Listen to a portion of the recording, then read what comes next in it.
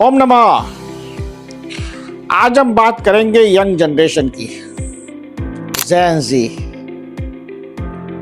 बड़ी उम्दा ब्रीड है ये।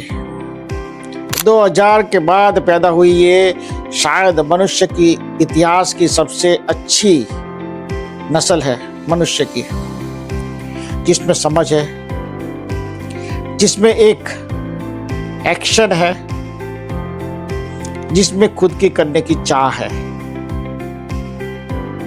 जो लोग नहीं सोचते कि उसका परिणाम क्या होगा, वो सोचते हैं आज की जनरेशन भले एक दिन जिए पर अपनी शर्तों पे जिए। और इसी के साथ मैं इस मुद्दे पे उनके साथ खड़ा हूं कि वो लोग अपनी शर्तों पे जीना चाहते हैं और यही उनको जीना चाहिए, ऐसी ही जिंदगी उनको जीनी चाहिए। समाज में 500 करोड़ साल या 100 करोड़ साल या 200 करोड़ साल पहले या 50 करोड़ साल या 20,000 साल पहले भी किसी 5 लोगों ने बनाए हुए समाज के नियमों को आज की जनरेशन क्यों माने? मानना भी नहीं चाहिए। मैं भी कहता हूँ मत मानो। आपने जो स्ट्रगल किया है वो स्ट्रगल आप अपने बच्चों को मत सुनाओ कि देखो मैं गांव से आया था, मेरे पास 5 रुपया और एक लोटा था। अरे छोड़ो उस कहानी को भाई, सबके साथ हो चुकी है घटना। आज की जनरेशन को आपके लोटे और आपके 5 रुपए से कुछ नहीं लेना है। आज की जनरेशन को बस खुल के जीना है, मस्ती से जीना है, खाए कमाए और मजा करे। रोड़े अगर आप डालोगे भी तो ये जनरेशन को बदलाव आप ला नहीं सकते, क्योंकि वो लोग अपनी शर्तों से जी रहे हैं। सही कर रहे हैं, बुरा कर रहे हैं, लेकिन उनको पता है कि वो क्या कर रहे हैं। आप समझिए। और जब पता है उनको तो उनको करने दीजिए। आप नहीं करने देंगे तो भी वो करेंगे, 100 जेन में से अगर आप 2 को कैद करोगे तो 98 आजाद रहेंगे। और जो 98 है ना, वो ज़ॉम्बी की तरह है। दूसरे को छू लेंगे तो वो भी ऐसे ही बन जाएंगे। तो समझ रहे हो? जिस पे वो अपनी हाथ रख देंगे वो इंसान भी, वो जेन भी ऐसा ही हो जाएगा।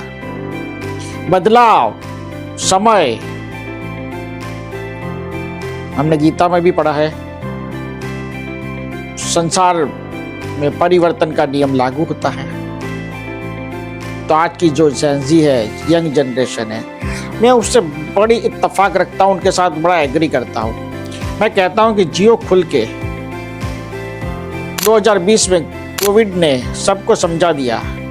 आज हमारे हाथ में हमारी जिंदगी है, कल की कल देखेंगे। कल किसने देखा है? जियो लेकिन पढ़ो, अपनी मनमानी करो लेकिन काबिल भी बनो।